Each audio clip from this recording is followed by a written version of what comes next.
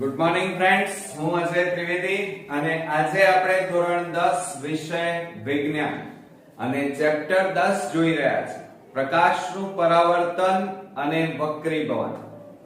મિત્રો, આ ચેપ્ટરના આપણે બહિર્ગોળ અરીસાના ટેક્સ્ટ બુક ના ઉદાહરણ અને સ્વાધ્યાયના બધા જ દાખલાઓ આપણે શીખ્યા અને અત્યારે આપણે અંતર્ગોળ અરીસા વિશે શીખી રહ્યા છીએ.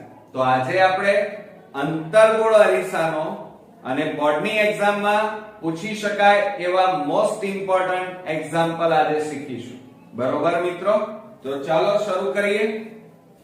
હવે મિત્રો, અહીંયા તમે જોઈ રહ્યા છો કે 4 સેમી ઊંચાઈ વાળી, કેટલા સેન્ટીમીટર? 4 સેન્ટીમીટર.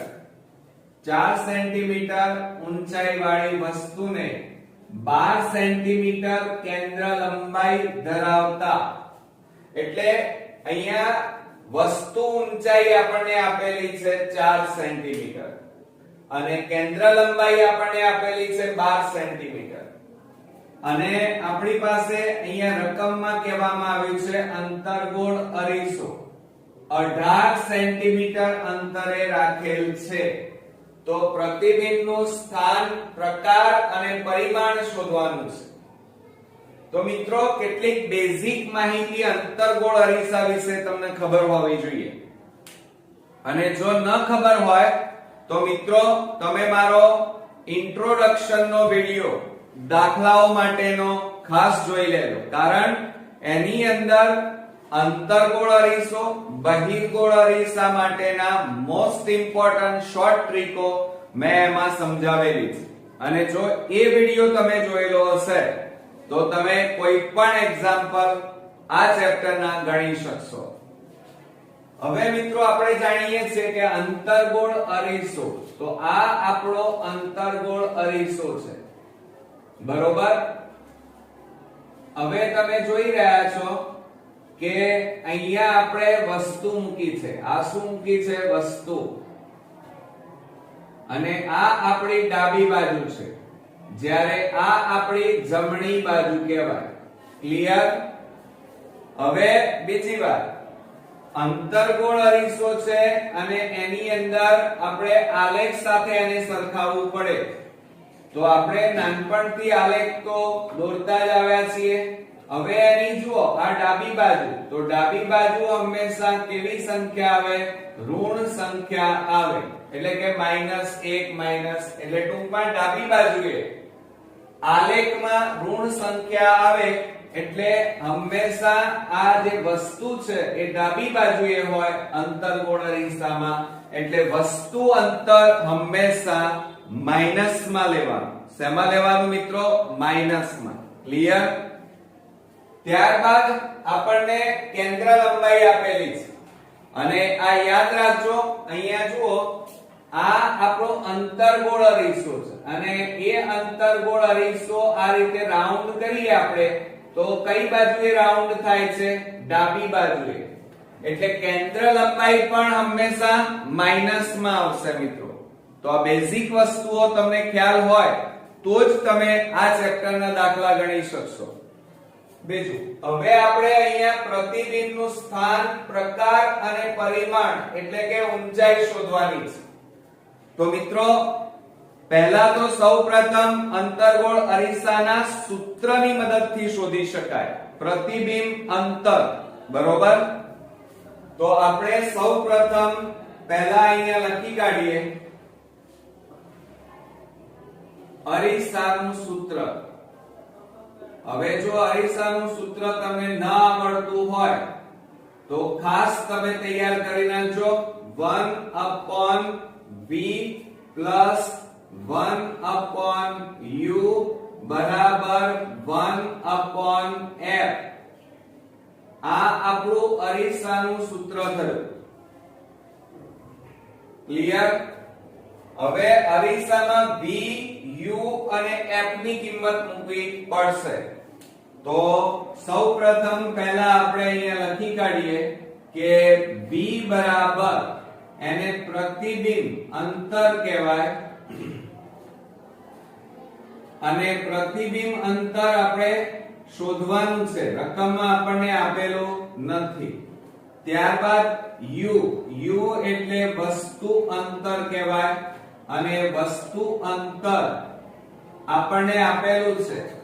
હવે વસ્તુનું અંતર તમે અહીંયા જુઓ કે 18 સેમી અંતરે રાખેલ છે, એટલે વસ્તુ કેટલા સેન્ટીમીટર છે? 18 સેન્ટીમીટર. તો હવે તમે જુઓ અહીંયાથી આ બાજુ 18 સેન્ટીમીટર છે, તો ડાબી બાજુએ જઈએ તો હંમેશા માઈનસ થાય, એટલે અહીંયા આપણે -18 સેન્ટીમીટર લખીશું. ક્લિયર? ત્યાર પછી આપણને f એટલે કેન્દ્ર લંબાઈ કહેવાય. શું કહેવાય મિત્રો? કેન્દ્ર લંબાઈ. અને આ કેન્દ્ર લંબાઈ આપણને આપેલી છે રકમની અંદર અને એ છે 12 સેન્ટીમીટર. પણ મેં અહીંયા તમને સમજાવ્યું કે કેન્દ્ર લંબાઈ અંતર્ગોળ અરીસામાં હંમેશા માઈનસમાં લખાય, માઈનસમાં મળે, એટલે -12 સેન્ટીમીટર. ચાલો, એટલે આ રીતે આપણે v, u અને f શોધી કાઢ્યું. હવે એ કિંમતો આપણે અરીસામાં મૂકીશું, અરીસાના સૂત્રમાં. તો જો અહીંયા 1/v આપણે શોધવાના છે, પ્લસ 1/u એટલે -18 બરાબર 1/f એટલે -12. માટે 1/v પ્લસ માઈનસ માઈનસ થાય, 1/18 અને બરાબર 1/12. ક્લિયર? અહીંયા મિત્રો પ્લસ માઈનસ એટલે માઈનસ લખ્યા. હવે આ માઈનસ વાળા પદને બરાબરની પેલી બાજુ લઈ જાઓ તો શું લખાય?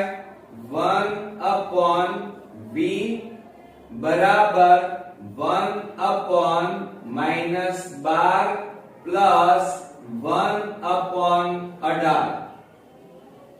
હવે અહીંયા જુઓ, આ માઈનસ વાળું પદ છે, જ્યારે આ પ્લસ વાળું પદ છે તો પદોને અદલા બદલી કરી નાખીએ, એટલે કે આગળ પાછળ લખી કાઢીએ, જેથી તમને બાદબાકી કરવામાં સરળતા રહે. તો અહીંયા લખી કાઢીએ આપણે 1/v બરાબર 1/18. આ માઈનસ છે એટલે માઈનસ 1/ કેટલા આવે? 12. હવે મિત્રો 18 અને 12 નો લસા કેટલો થાય? તો 18 ના ઘડિયામાં અને 12 ના ઘડિયામાં આવતી હોય એવી સંખ્યા કઈ? તો જુઓ, 36 લસા આવે. 18 એકા 18, 18 દુ 36 અને 12 3 36 થાય. એટલે આપણે અહીંયા લસા લઈ લઈએ કે 1/v બરાબર લસા લઈએ 36. હવે બરોબર ધ્યાન આપજો કે આ 36 છે, એ 36 અહીંયા ઉપર અને અહીંયા પણ ગુણાશે. 18 દુ 36 થાય, એટલે 2 એકા 2 આવે અને 12 3 36 થાય અને 3 એકા 3. ઓકે, તો હવે આપણે શું કરી નાખીએ? જુઓ, 1/v બરાબર 3 માંથી 2 જાય તો -1 અને છેદમાં 36. હવે મિત્રો અહીંયા જુઓ, આ 36 ભાગાકારમાં છે, આ બાજુ લઈ જાઓ અને આ બાજુ, એટલે ચોકડી ગુણાકાર, ક્રોસ ગુણાકાર કરીને તો અહીંયા શું થશે? 36 એકા 36 અને બરાબર -1 ગુણ્યા v. તો આ -1 છે એટલે કેટલા થાય? 36 બરાબર -v. હવે આ માઈનસ ચિહ્નને આ બાજુ લાવી દો તો શું લખાય? માટે v બરાબર -36 થાય. અને આટલા શું કહેવાય? એને સેન્ટીમીટર. અને આ મિત્રો આપણે જે શોધી કાઢ્યું એ એક્ચ્યુઅલી v એટલે પ્રતિબિંબ અંતર કહેવાય. તો આપણે અહીંયા લખી કાઢીએ પ્રતિબિંબ અંતર. ચાલો, એટલે આ આપણો અહીંયા પહેલો ભાગ પૂરો થયો. હવે આપણે પ્રતિબિંબનું સ્થાન, પ્રકાર અને ઊંચાઈ શોધવાની છે. હવે ઊંચાઈ જ્યારે શોધવાની હોય મિત્રો, ત્યારે હંમેશા મોટવણીના સૂત્રનો ઉપયોગ કરવો પડે. હવે અહીંયા આપણે લખીએ કે મોટવણી અને એની સંજ્ઞા શું છે? m. તો આ મોટવણીના સૂત્રનો ઉપયોગ કરીશું. તો જો અહીંયા મોટવણીનું સૂત્ર થશે m બરાબર h ડેશ upon h બરાબર -v upon u. અહીંયા બરોબર ધ્યાન આપજો મિત્રો, કારણ કે આ અરીસો છે. અરીસો હોય તો અહીંયા માઈનસ આવે, પરંતુ જો અહીંયા લેન્સ હોત તો માઈનસ આવે નહીં. એટલે સૂત્રમાં બરોબર ધ્યાન આપજો. અરીસામાં કયું સૂત્ર વાપરવું અને લેન્સ હોય તો કયું સૂત્ર વાપરવું. હવે આપણે કામ કરી નાખીએ. h ડેશ અને h એટલે કે પ્રતિબિંબની ઊંચાઈ શોધવાની છે, એટલે આ સૂત્રનો ઉપયોગ કરીશું.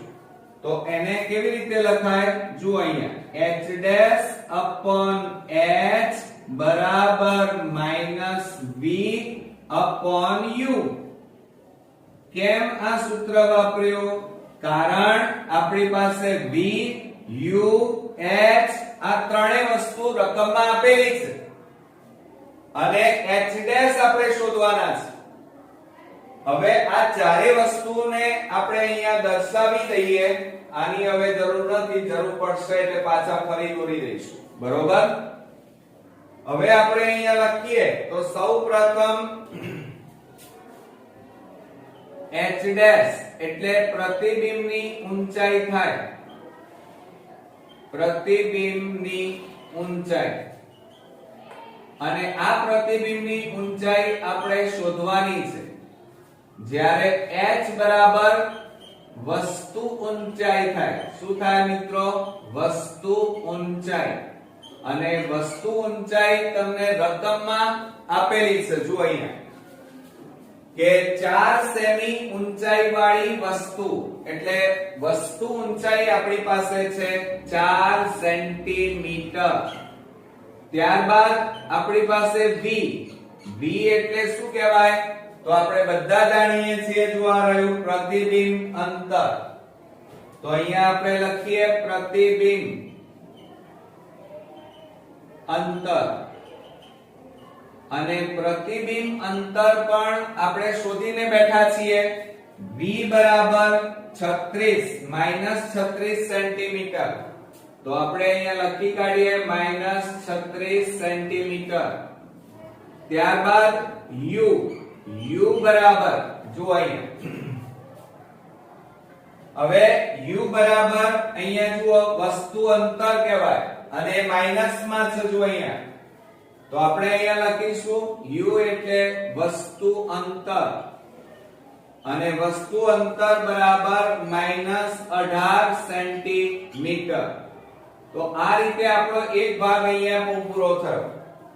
હવે બધી કિંમતો આપણે આ મોટવણીના સૂત્રમાં મૂકી દઈએ એટલે આપણને પ્રતિબિંબની ઊંચાઈ મળી જાય. તો જો અહીંયા મિત્રો કિંમતો મૂકીએ તો h dash upon h. h એટલે 4 સેન્ટીમીટર બરાબર. હવે ખાસ ધ્યાન રાખજો, મોટા ભાગના સ્ટુડન્ટ્સ અહીંયા જ ભૂલ થાય છે. આ માઈનસ ચિહ્ન તો ખરું, અને v ની કિંમત જો અહીંયા -36 એટલે કૌંસમાં પાછા લખવાના -36 છેદમાં. હવે જો અહીંયા u બરાબર કેટલા લખવાના? -18. તો આ -18 ક્લિયર. હવે શું થાય? તો h ડેશ upon 4 બરાબર આ ઉપર નીચે બંનેમાં માઈનસ છે એટલે પ્લસ થઈ જાય, પણ આ અંદર માઈનસ વધ્યા એટલે -36/18 રહે.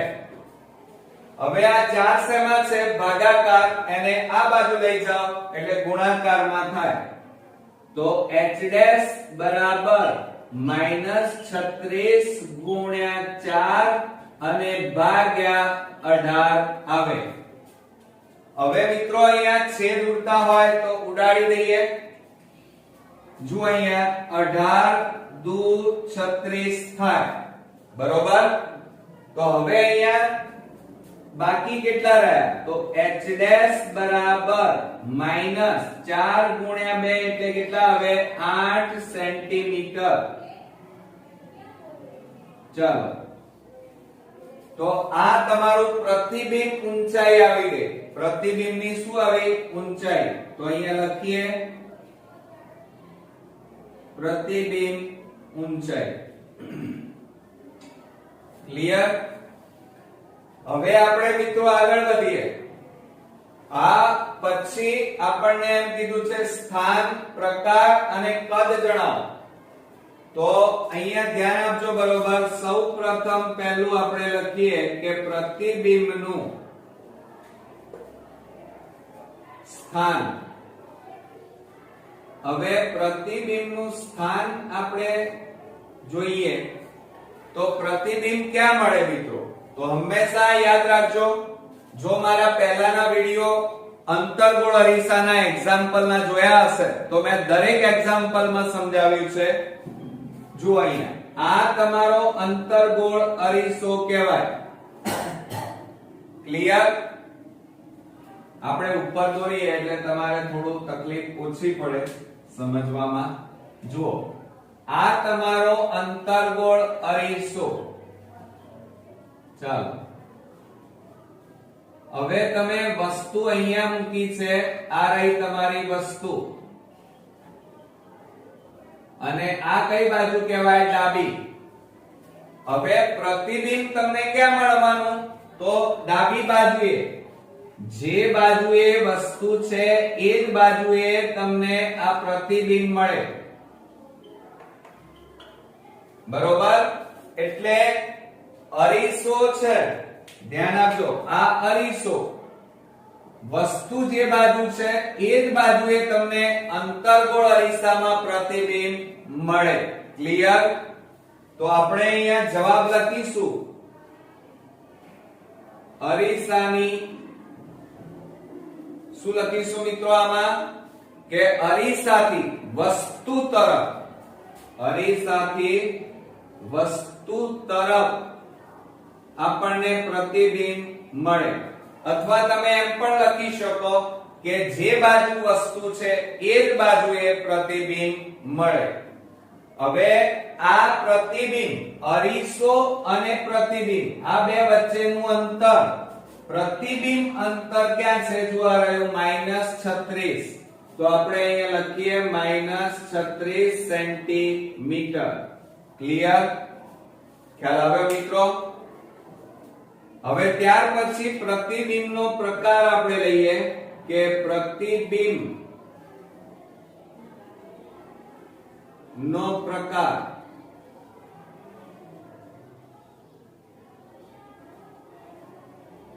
ચાલો, હવે અત્યારે તમે અંતર્ગોળ અરીસો ભણી રહ્યા છો અને અંતર્ગોળ અરીસો હોય તો એમાં પ્રતિબિંબ હંમેશા વાસ્તવિક મળે. કેવું મળે? વાસ્તવિક. પરંતુ જો બહિર્ગોળ અરીસો હોય તો એમાં પ્રતિબિંબ આભાસી મળે. યાદ રાખજો. એટલે અહીંયા મિત્રો તમારું પ્રતિબિંબ કેવું મળશે? એક તો વાસ્તવિક અને બીજું અહીંયા જુઓ તમે, તમારી વસ્તુ ઉપરની તરફ એરો છે અને પ્રતિબિંબનો એરો નીચેની તરફ છે. એટલે એનો મતલબ એ થાય કે તમારું પ્રતિબિંબ ઉલટું મળશે. કેવું મળશે? ઉલટું. જ્યારે અંતર્ગોળ અરીસો હોય તો અંતર્ગોળ અરીસામાં પ્રતિબિંબ વાસ્તવિક અને ઉલટું મળે. જ્યારે બહિર્ગોળ અરીસાની અંદર પ્રતિબિંબ આભાસી અને ચત્તુ. ચત્તુ એટલે વસ્તુ જે તરફ હોય એટલે કે સીધું મળે. કેવું હોય? વસ્તુ જેવી હોય એવું જ એનું પ્રતિબિંબ સીધું મળે. બહિર્ગોળમાં, હો ધ્યાન રાખજો, પાછું ભેળસેળ ના થઈ જાય નહીં તો ભૂલી જશો પાછા. અંતર્ગોળનું બહિર્ગોળમાં, બહિર્ગોળનું અંતર્ગોળમાં ઘૂસી જશે, એટલે ધ્યાન આપવું ખાસ જરૂરી છે.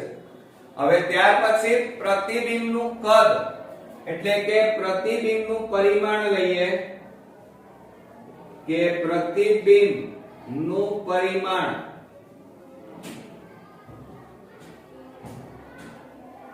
ચાલો હવે પ્રતિબિંબનું કદ એટલે ઊંચાઈ કહેવાય. ઊંચાઈ એટલે પ્રતિબિંબની ઊંચાઈ h' જે આપણે શોધી કાઢી છે. બીજું તમે અહીંયા જોઈ રહ્યા છો વસ્તુ નાની છે અને પ્રતિબિંબ કેવું છે?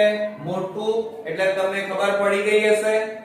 બીજું અહીંયા જુઓ વસ્તુની ઊંચાઈ રકમમાં કેટલી છે? 4 સેન્ટીમીટર, અને તમારી અહીંયા ગણતરીમાં જુઓ પ્રતિબિંબની ઊંચાઈ કેટલી આવી? 8 સેન્ટીમીટર, એટલે આના કરતા આ બમણી કહેવાય, બરોબર.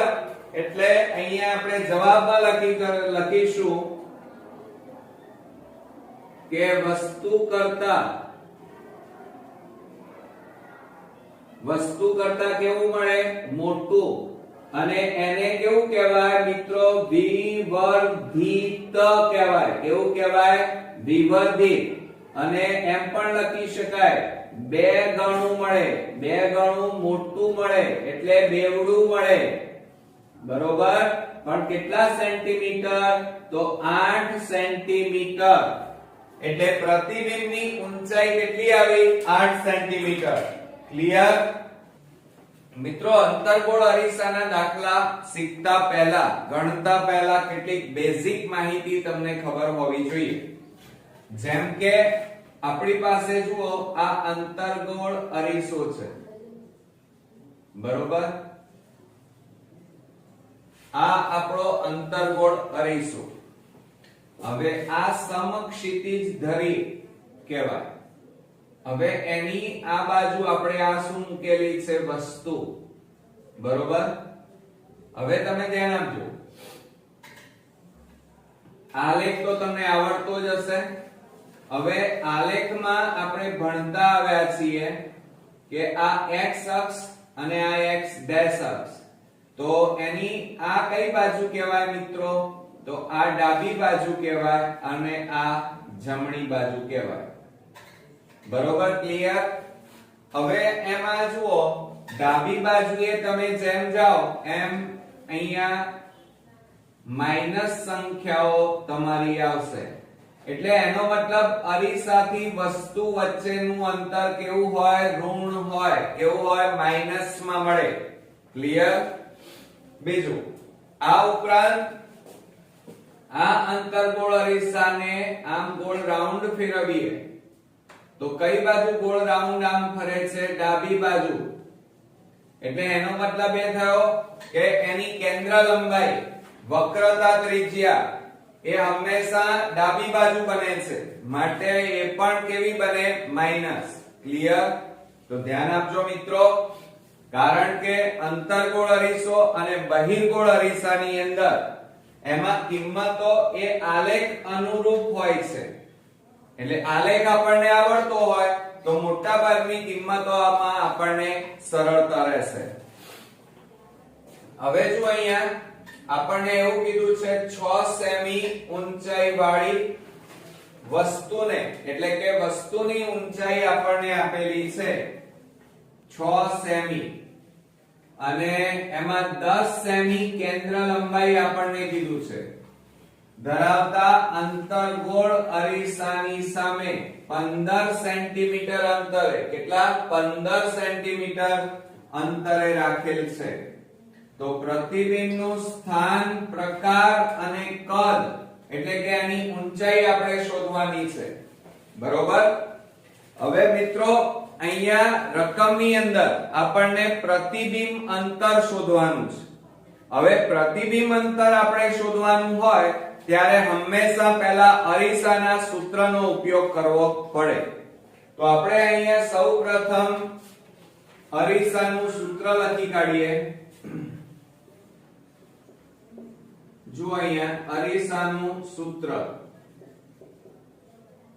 ચાલો હવે અરીસાનું સૂત્ર શું થશે તો 1/v પ્લસ 1/u બરાબર 1/f થાય ક્લિયર આ આપણું અરીસાનું સૂત્ર છે અને આ સૂત્રની મદદથી તમે પ્રતિબિંબ અંતર શોધી શકો હવે આ સૂત્રની અંદર v u અને f એની કિંમતોની વાત કરીએ તો v બરાબર પ્રતિબિંબ અંતર થાય અને પ્રતિબિંબ અંતર આપણે શોધવાનું છે મિત્રો ઓકે અને ત્યારબાદ u બરાબર શું થાય વસ્તુ અંતર આવે અને વસ્તુ અંતર આપણને રકમમાં આપેલું છે જો અહીંયા કે વસ્તુ અંતર તો જુઓ 15 સેમી અંતરે કેટલા અંતરે 15 સેમી અંતરે અને મેં તમને હમણાં જ કીધું કે વસ્તુ અંતર હંમેશા કેવું મળે આપણને ઋણ એટલે માઈનસ માં મળે એટલે આ 15 સેન્ટીમીટર છે તો આપણે કેટલા લખીશું -15 સેન્ટીમીટર ઓકે અને ત્યારબાદ આટલું થયા પછી કેન્દ્ર લંબાઈ f લઈએ તો અહીંયા લખી કાઢીએ કેન્દ્ર લંબાઈ f અને કેન્દ્ર લંબાઈ આપણને રકમની અંદર આપેલી છે 10 સેન્ટીમીટર હવે મેં હમણાં જ તમને કીધું કે કેન્દ્ર લંબાઈ અંતર્ગોળ અરીસામાં અહીંયા જુઓ કેન્દ્ર લંબાઈ હંમેશા ડાબી બાજુએ અને માટે એ પણ કેવી મળશે મિત્રો માઈનસ માં એટલે કે ઋણ મળે તો અહીંયા આપણે લખી કાઢીએ -10 સેન્ટીમીટર એટલે આ તમારું થઈ ગયું અરીસાના સૂત્ર માટેની કિંમતો હવે એ કિંમતો આપણે સૂત્રમાં મૂકીએ તો શું થાય 1/v + 1/u u એટલે -15 બરાબર 1/f f એટલે -10 હવે તમે બરોબર ધ્યાન આપો આ પ્લસ માઈનસ છે એટલે શું થઈ જાય માઈનસ થાય તો અહીંયા આપણે લખી કાઢીએ 1/v -1/15 અને બરાબર 1/10 હવે મિત્રો આ 1 આ માઈનસ વાળું જે પદ છે એને બરાબરની પેલી બાજુ લઈ જઈએ તો શું થશે જો અહીંયા 1/v બરાબર 1/10 અને આ માઈનસ પેલી બાજુ જાય તો શું થાય 1/15 બરોબર માઈનસ પ્લસ થઈ જાય હવે આ જુઓ આ માઈનસ વાળું પદ છે આ પ્લસ વાળું પદ તો આ પદને આગળ લખીએ અને આ પદને પાછળ લખીએ કારણ કે થોડી લખવામાં સરળતા રહે ગણતરીમાં સરળતા રહે એટલા માટે તો 1/15 આ પ્લસ અરે માઈનસ વાળું પદ પાછળ લખીએ તો -1 કેટલા થાય 10 હવે મિત્રો 15 અને 10 નો લસા લઈએ 15 અને 10 નો લસા કેટલો આવે તો આપણે જાણીએ છીએ 30 લસા આવે તો આપણે અહીંયા લખીએ 1/v બરાબર લસા લઈ લઈએ 30 હવે આ જે 30 છે એ 30 ઉપર નીચે ગુણાય બંને પદો સાથે ગુણાશે જો અહીંયા આની સાથે પણ ગુણાય અને અહીંયા એક સાથે પણ ગુણાય તો 15 એ છેદ ઉડાડો તો 15 દુ 30 એટલે 2 એકા 2 આવે અને ઓછા 10 અહીંયા છેદ ઉડાડો 3 30 અને 3 એકા 3 ચાલો થઈ ગયું હવે આપણે શું કરીએ તો ધ્યાન આપો બરોબર 1/v બરાબર આ બેની બાદબાકી કરો -1/30 ક્લિયર આટલું કર્યા પછી આપણે ક્રોસ ગુણાકાર ચોકડી ગુણાકાર કરીશું એટલે 30 ગુણ્યા 1 કરીએ તો કેટલા થાય 30 અને બરાબર આ બેનો ગુણાકાર કરો તો -1 ગુણ્યા v આવે. હવે મિત્રો આ -1 ગુણાકારમાં છે અને આ બાજુ લઈ જાઓ તો ભાગાકારમાં જાય, બરોબર. અથવા એમ ન કરવું હોય તો 30 બરાબર આ બેનો ગુણાકાર કેટલો આવે? -v આવે. હવે આ માઈનસ વાળા પદને બરાબરની આ બાજુ લઈ જાઓ તો આપણો જવાબ આવશે v બરાબર -30 આવે. કેટલા આવે? 30. ઓકે, ચાલો. હવે આ જે 30 આવ્યું અને v આવ્યા, v એ શું છે? એક્ચ્યુઅલી પ્રતિબિંબ અંતર છે આપણું. તો આપણે અહીંયા લખી કાઢીએ પ્રતિબિંબ અંતર. આટલું કર્યા પછી આ એક ભાગ આપણો પૂરો થયો. હવે આપણને રકમમાં એમ કીધું છે પ્રતિબિંબની ઊંચાઈ શોધો. હવે મિત્રો જ્યારે આપણે પ્રતિબિંબની ઊંચાઈ શોધવાની હોય ત્યારે હંમેશા આપણે મોટવણીના સૂત્રનો ઉપયોગ કરવો પડે. હવે મોટવણીનું સૂત્ર લખીએ તો અહીંયા લખીશું મોટવણી, અને મોટવણીની સંજ્ઞા થશે m, બરોબર. અને મોટવણીનું સૂત્ર લખીએ તો શું થાય? m બરાબર h dash upon h બરાબર -v/u થાય. એટલે કે અરીસો હોય તો હંમેશા અહીંયા શું આવે? માઈનસ આવે, અને જો લેન્સ હોય તો પ્લસ આવે. ક્લિયર? બરોબર. હવે અહીંયા મિત્રો બરોબર ધ્યાન આપો કે આપણને રકમની અંદર ઊંચાઈ શોધવાની છે, એટલે કે h dash શોધવાનું છે. વસ્તુની ઊંચાઈ h આપણને આપેલી છે. તો જ્યારે આ રીતે આપેલું હોય ત્યારે આપણે શું કરીશું? અહીંયા આ સૂત્ર વાપરીશું h dash upon h બરાબર -v/u. ક્લિયર? હવે આ બધું આપણે બાજુમાં લખી કાઢીએ. ચાલો,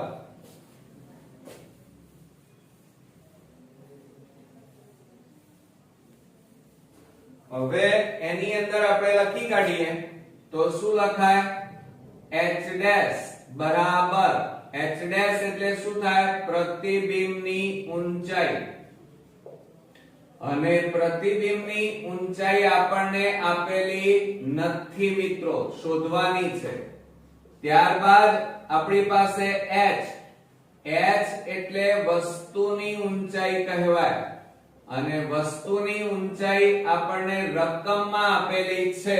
જો અહીંયા 6 સેન્ટીમીટર ઊંચાઈ વાળી વસ્તુ, એટલે ઊંચાઈ કેટલી આપી છે?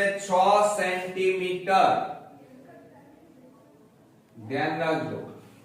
ત્યારબાદ આપણને -v આપેલું છે.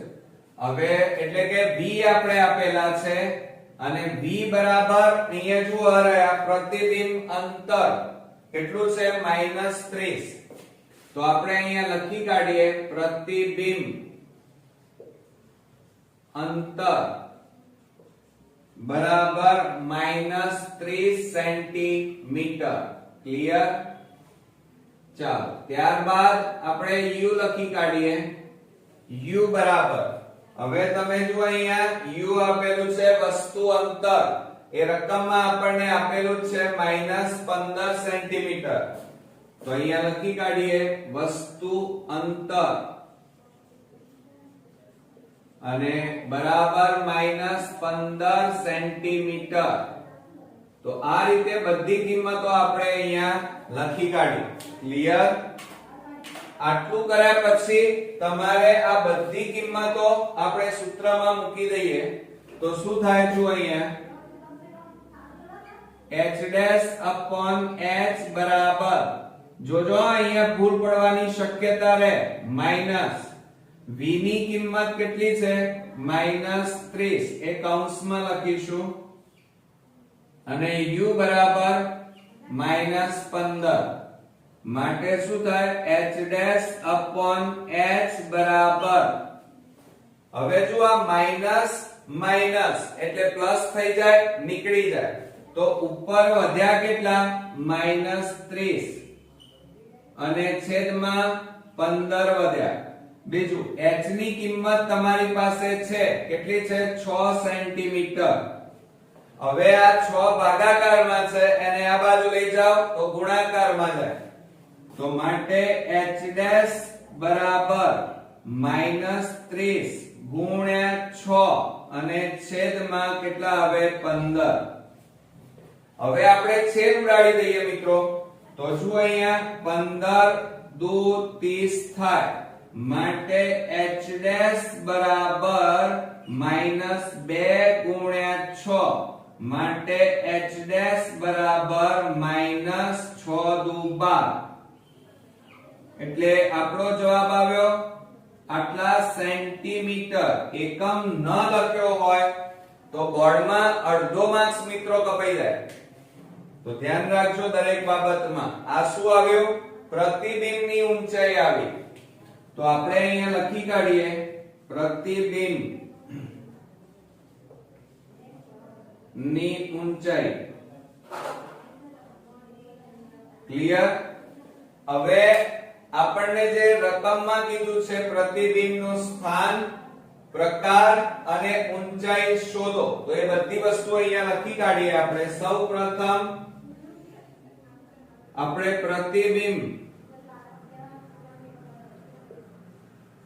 પ્રતિબિંબનું સૌપ્રથમ આપણને શું કીધું છે સ્થાન શોધવાનું કીધું છે, તો પ્રતિબિંબનું સ્થાન હવે આપણે નક્કી કઈ રીતે કરી શકાય, તો મેં હમણાં તમને આકૃતિ દોરીને સમજાવ્યું. શું કીધું તમને જોજો, બરોબર ધ્યાન આપજો. મેં એવું કીધું કે આ અંતર્ગોળ અરીસો છે, આ મુખ્ય અક્ષ, અને એમાં આ રીતે આ વસ્તુ છે, જુઓ આ વસ્તુ આપેલી છે, અને એ જ બાજુએ અહીંયા શું મળે છે પ્રતિબિંબ. એટલે આ અરીસો અને આ બાજુ ડાબી બાજુએ શું આવેલી છે વસ્તુ આવેલી છે, એટલે અરીસાથી વસ્તુ તરફ આ પ્રતિબિંબ કઈ બાજુ મળ્યું, અરીસાથી વસ્તુ જે તરફ હોય એ બાજુ પ્રતિબિંબ મળે છે. એટલે એનો મતલબ એ થાય કે અરીસાથી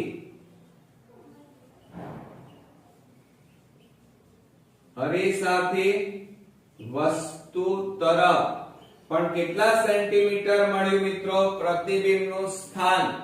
એટલે જો અહીંયા પ્રતિબિંબ અંતર કહેવાય અને એનું માપ આપણને મળ્યું -30 સેન્ટીમીટર. ધ્યાન રાખજો એકમ લખવાનું ખાસ જરૂરી છે, તો આપણે કૌંસમાં લખી કાઢીશું -30 સેન્ટીમીટર. ત્યારબાદ આપણે અરીસાથી વસ્તુ તરફ હતા, બરોબર. હવે પ્રતિબિંબનો પ્રકારની વાત કરીએ, તો આપણે અહીંયા લખી કાઢીએ પ્રતિબિંબ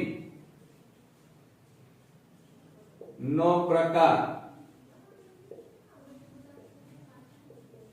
હવે પ્રતિબિંબના પ્રકારની વાત કરીએ તો ધ્યાન રાખો પ્રતિબિંબનો પ્રકાર. તો હંમેશા અંતર્ગોળ અરીસામાં પ્રતિબિંબ વાસ્તવિક મળે. કેવું મળે? વાસ્તવિક. અને બહિર્ગોળ અરીસામાં પ્રતિબિંબ હંમેશા આભાસી મળે. તો યાદ રાખીશું. એટલે અહીંયા આપણે સૌપ્રથમ શું લખીશું? પ્રતિબિંબનો પ્રકાર કેવો છે? વાસ્તવિક છે. કેવો છે મિત્રો? વાસ્તવિક. અને બીજી વાત, તમે આકૃતિ જુઓ, વસ્તુ ઉપરની તરફ એરો છે અને પ્રતિબિંબનો એરો કઈ તરફ છે? નીચેની તરફ. એટલે અંતર્ગોળ અરીસામાં હંમેશા પ્રતિબિંબ કેવું મળે મિત્રો? ઉલટું મળે. કેવું મળે? ઉલટું. આ કોની વાત કરી આપણે? અંતર્ગોળ અરીસાની. પરંતુ જો બહિર્ગોળ અરીસો કીધો હોય તો એમાં પ્રતિબિંબનો પ્રકાર આભાસી અને ચત્તુ એટલે સીધું મળે.